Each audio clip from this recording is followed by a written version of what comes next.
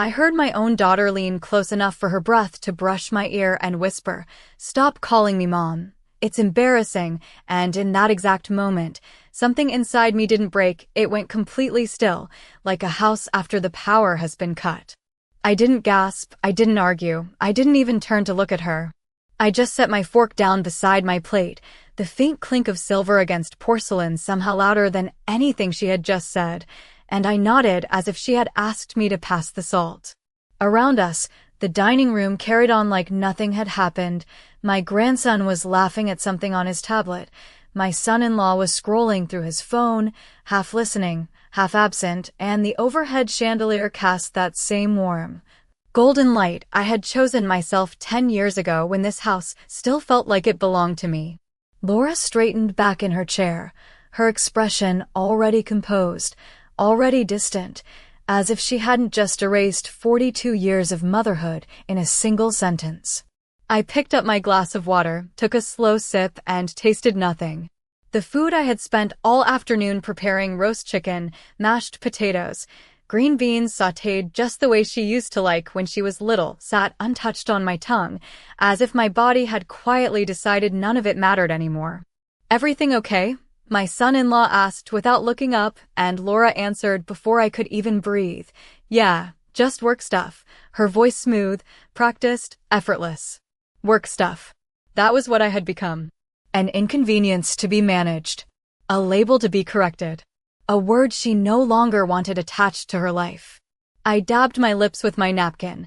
folded it neatly, and placed it beside my plate. No one noticed. No one ever really does when something important ends quietly. I stood up, careful, steady, the way you do when you don't want your knees to betray you, and I said, "I think I'll head home early tonight, even though this was my home once. Even though every wall still held pieces of the life I had built long before she decided I no longer had a name in it." Laura didn't argue. She didn't apologize. She just gave a small nod, already reaching for her phone. Again, already moving on. I walked to the front door, slipped on my coat, and stepped out into the cool evening air, the kind that makes you aware of your breathing, of your heartbeat, of the space your body takes up in the world. And as I stood there on the driveway, keys in my hand, I realized something with a clarity I hadn't felt in years. If she didn't want me to be her mother, then I didn't have to keep living like I was. The next morning, at exactly 9 a.m., I picked up the phone and called my attorney. I woke up the next morning before the sun had fully settled into the sky, the house quiet in a way that felt different from the silence I had known before, not empty but deliberate, as if even the walls understood that something had shifted overnight. And I moved through my kitchen with steady hands, measuring coffee grounds, pouring water, performing each small ritual exactly the same as I had for years, because routine is a strange kind of anchor when everything else begins to drift, and I sat at the table with my mug warming my palms, staring out at the backyard where Laura used to run barefoot as a child, her laughter once echoing through mornings just like this, and I waited for something inside me to crack or soften or plead for understanding. But nothing came, only that same stillness, that same quiet clarity that had followed me from the driveway into my sleep and now into the light of day, and I realized I was not replaying her words the way I might have years ago. I was not asking myself what I had done wrong. I was not searching for excuses to protect her. I was simply remembering the tone, the precision of it, the way she had chosen a whisper instead of a confrontation, as if she did not want a scene. Only a correction, a small adjustment to reality that removed me from it without inconvenience, and I took a slow sip of coffee and reached for my phone, not hesitating, not second-guessing, because the decision had already been made somewhere deeper than emotion, somewhere colder and far more reliable, and I dialed Daniel Harper's number from memory, listening to the steady rhythm of the ringing until his voice came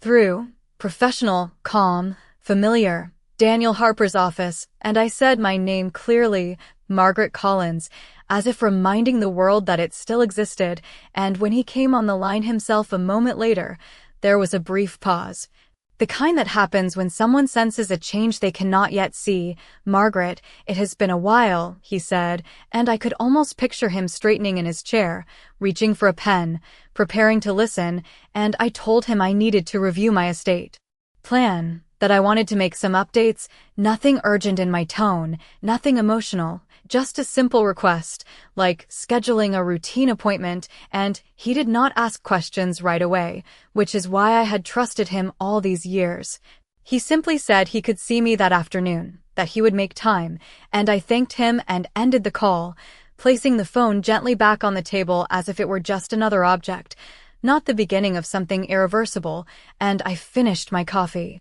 Slowly, noticing the details I had overlooked before, the faint scratch on the wooden table from when Laura had dragged her school project across it in a hurry, the small chip on the rim of my favorite mug. The way the morning light caught the edges of everything and made it look softer than it truly was, and I stood, rinsed the cup, and set it in the sink, my movements calm, precise, as if I had already stepped into a version of myself that no longer waited to be chosen, and for the first time in a very long time, I did not feel like I was reacting to my life. I felt like I was arranging it. I arrived at Daniel Harper's office 10 minutes early, not because I was anxious, but because I had always respected time, even now, even when I was beginning to understand how little respect had been given back to me.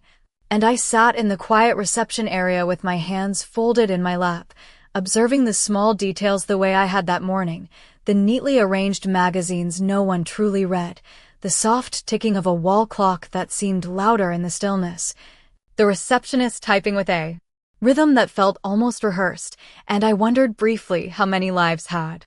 been quietly rearranged within these walls without anyone outside ever noticing, how many decisions had been made that changed the course of families forever while the world continued as usual. And when Daniel stepped out to greet me, his expression was warm but measured, the kind of professionalism that does not intrude unless invited. "Margaret," he said, offering his hand, and I stood, steady as always, returning the gesture with a calm that even surprised me.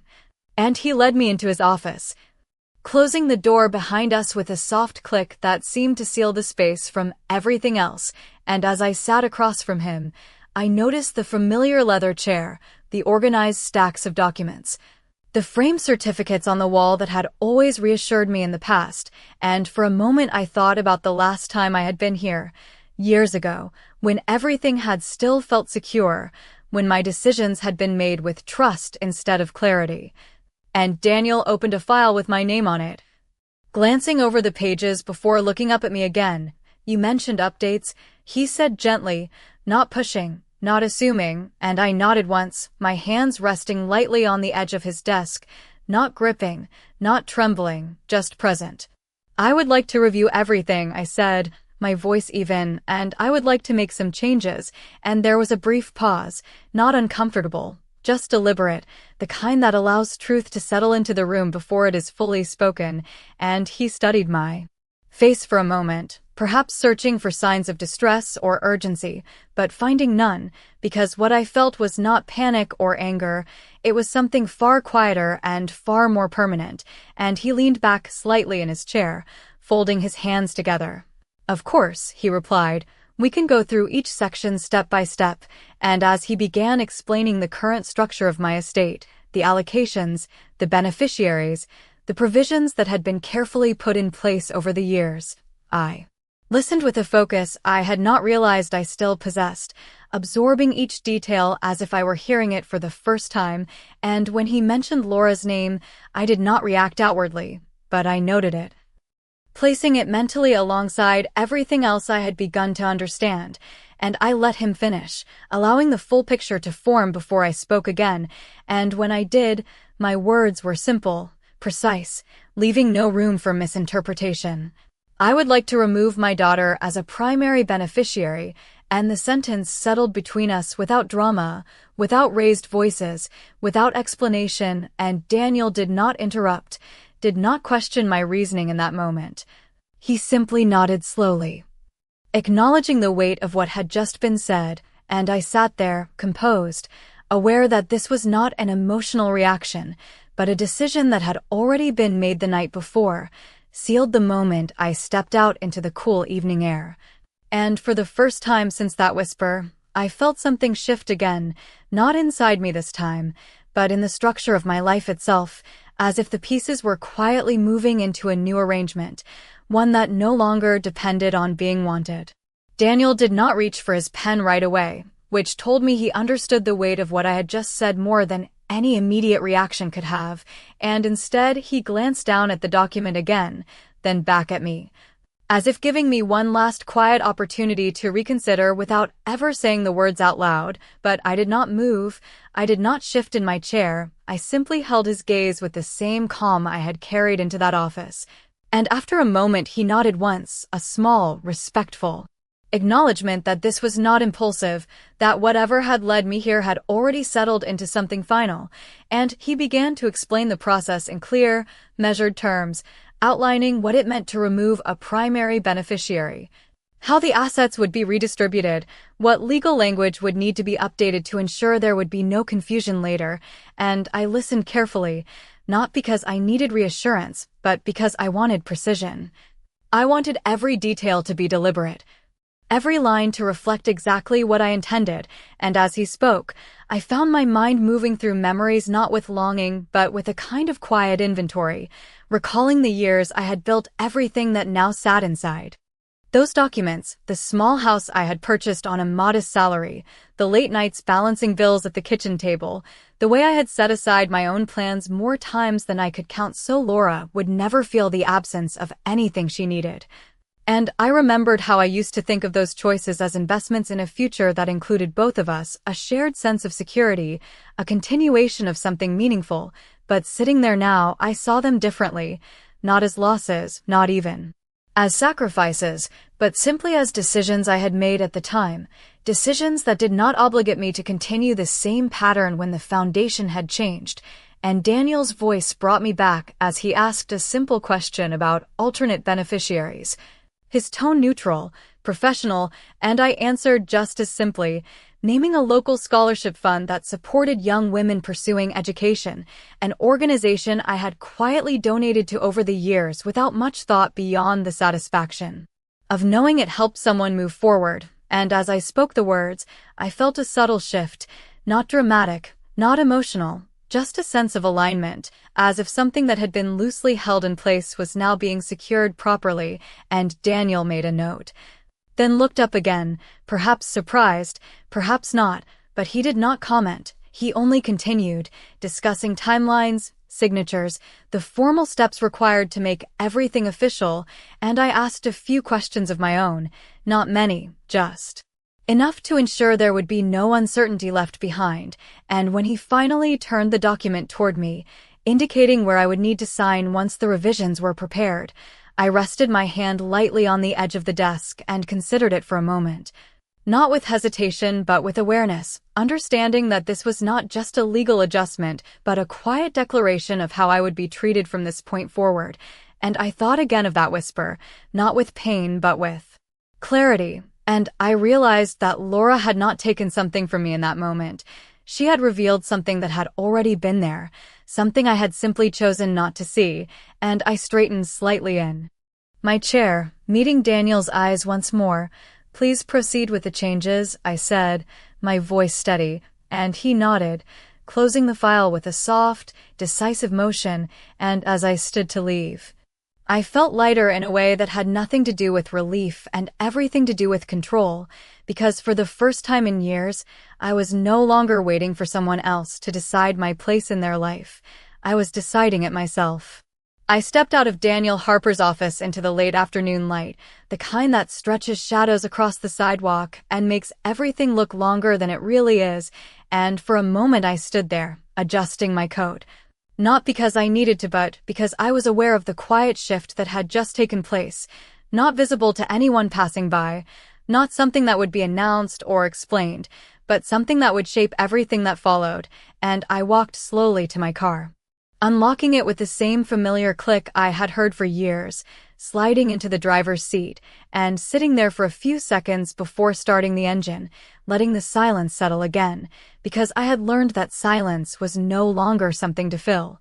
It was something to listen to, and as I drove home, the streets looked the same, the houses unchanged, neighbors tending to their lawns or walking their dogs as if nothing in the world had shifted at all, and I realized that most Changes happen exactly like this, quietly, without witnesses, without acknowledgement, until one day the results become impossible to ignore, and when I pulled into my driveway, I noticed Laura's car parked there.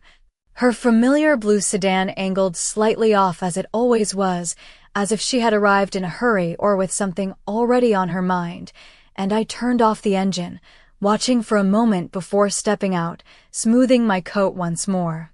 and walking toward the front door with the same steady pace I had carried all day, and when I opened it, I found her standing in the living room, arms crossed loosely, her expression composed, but not entirely neutral, as if she had rehearsed what she wanted to say, but had not yet decided how to begin.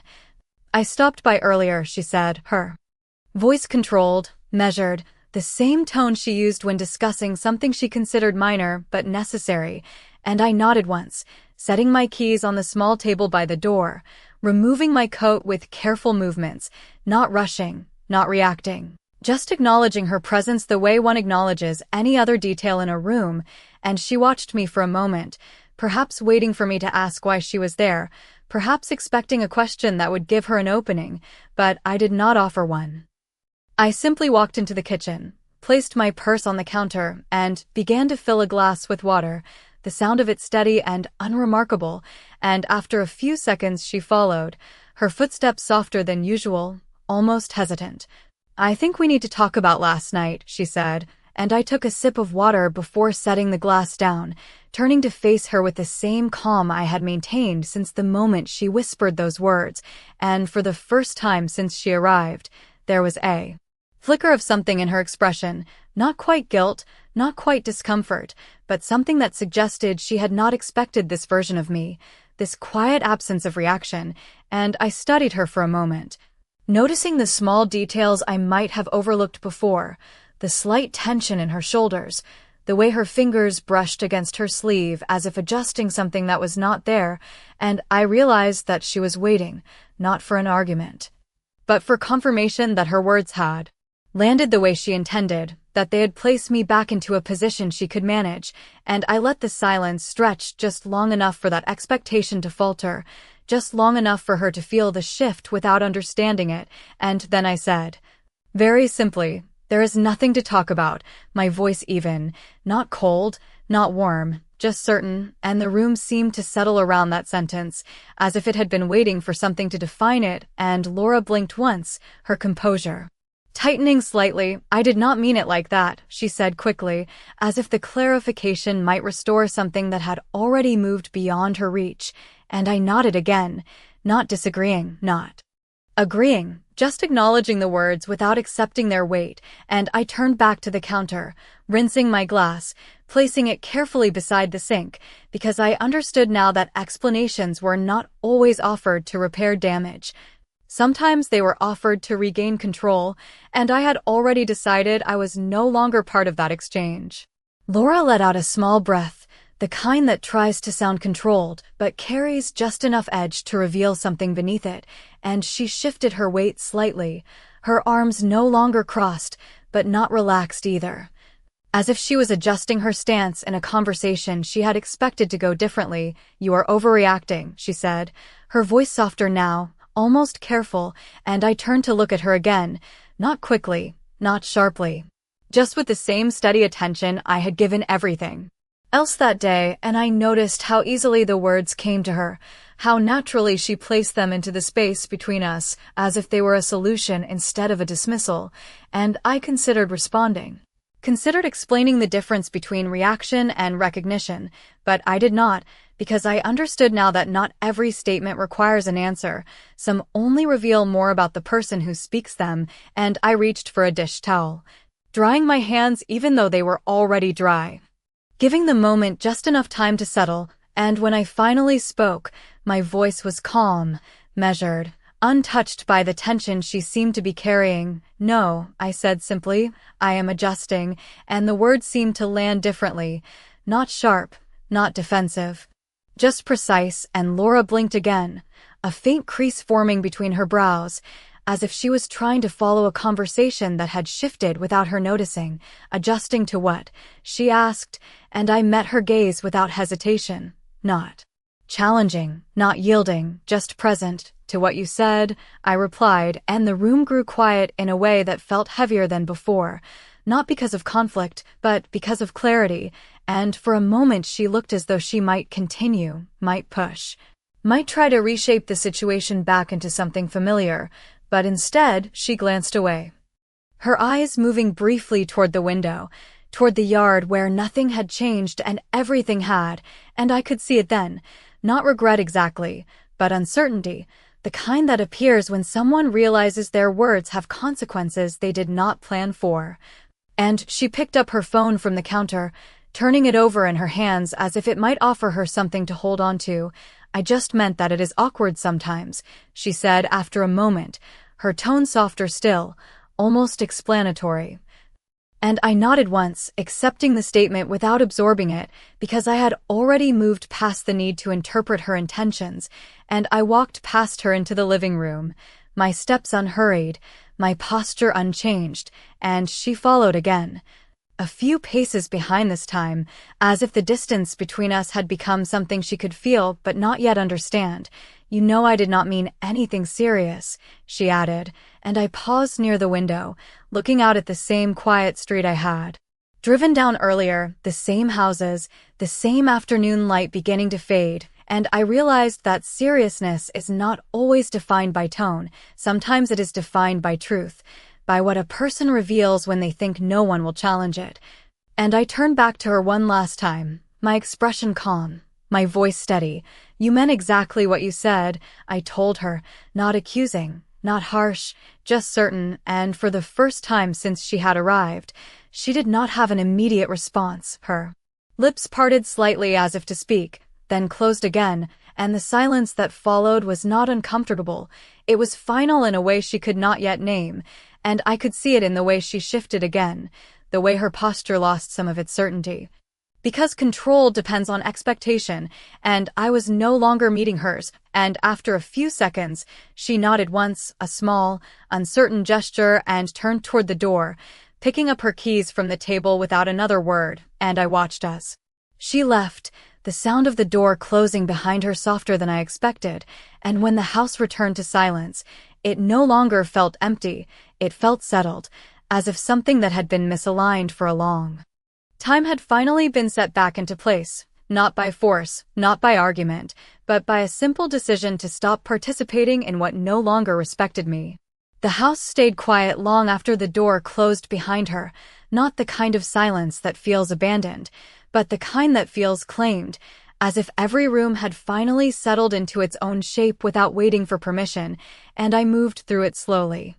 Not out of hesitation, but out of awareness, noticing the way the floorboards sounded under my steps, the way the light shifted across the walls as the afternoon faded into evening, and I realized that for years I had been moving through this same space without truly seeing it, adjusting myself around someone else's presence, someone else's expectations, until the lines between what was mine and what was tolerated had blurred into something I no longer questioned, and now that blur was gone,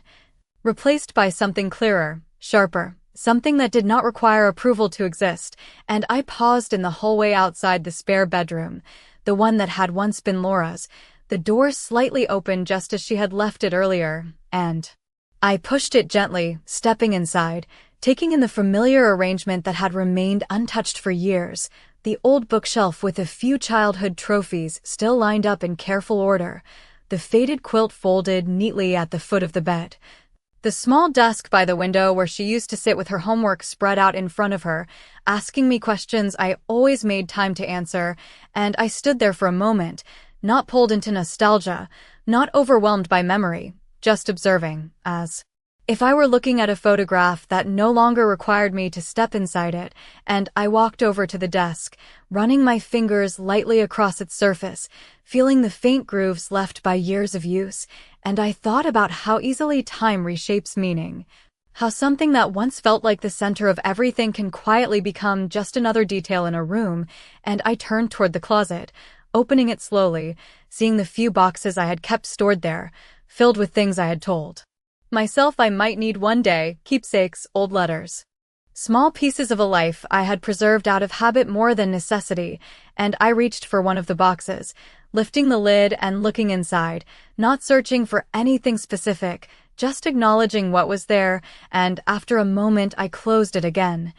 placing it back exactly where it had been, because I understood now that holding on to something does not require me to keep it in the same place forever, and I stepped out of the room, closing the door behind me with a quiet finality, and as I walked back into the living room, I noticed the absence of tension, the absence of waiting, the absence of that subtle awareness that someone else's reaction might define the next moment, and I sat down in my chair by the window. The same chair I had chosen years ago for its comfort, for the way it faced the light in the late afternoon, and I rested my hands in my lap, feeling the stillness settle around me again, not heavy, not uncertain, just steady. And I realized that what had changed was not just my decision at Daniel's office, it was the way I now understood my place in my own life, not as something granted, not as something negotiated, but as something inherent, something that did not shift based on a whisper or a preference.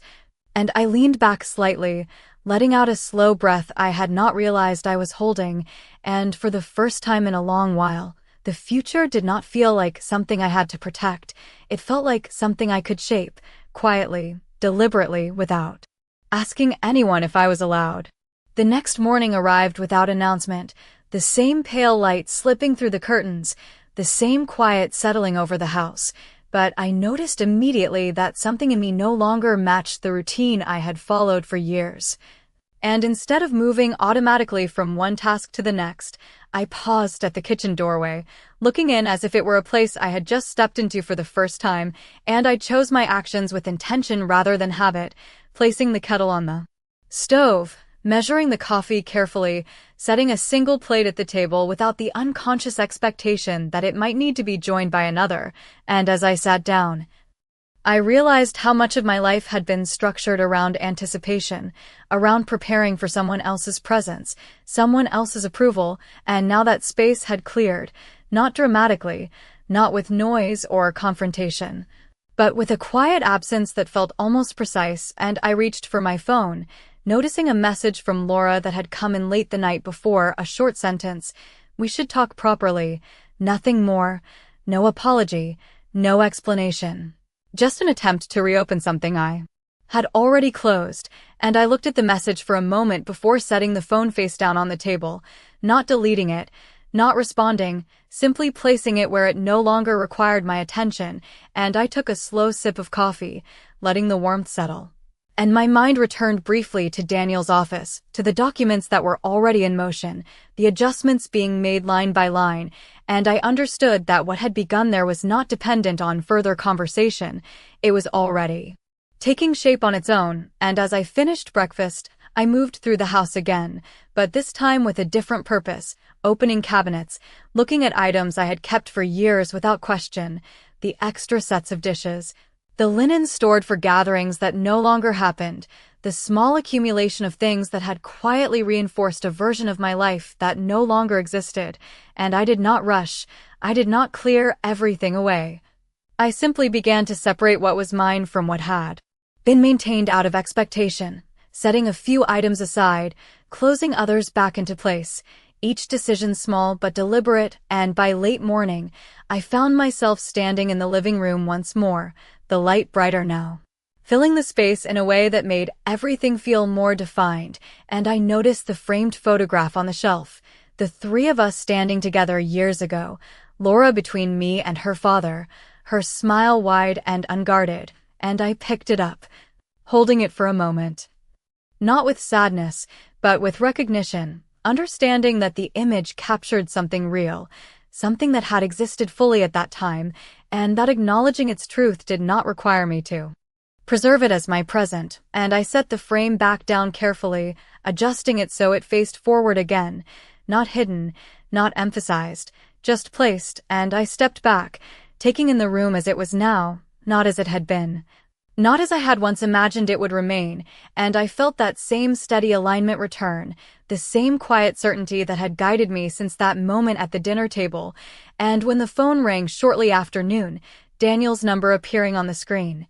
I answered without hesitation, his voice confirming that the updated documents were nearly ready, that everything would be finalized soon, and I thanked him, my tone calm, my words simple, and as I ended the call, I realized that there was nothing left to reconsider. Nothing left to negotiate, only the continuation of what I had already chosen, and I placed the phone down gently, looking out through the window at the street beyond, where everything appeared unchanged, and understanding that the most important changes rarely announce themselves at all. The following afternoon arrived with a kind of quiet precision that no longer felt accidental, and when I walked into Daniel Harper's office again, everything was already prepared, the documents neatly arranged.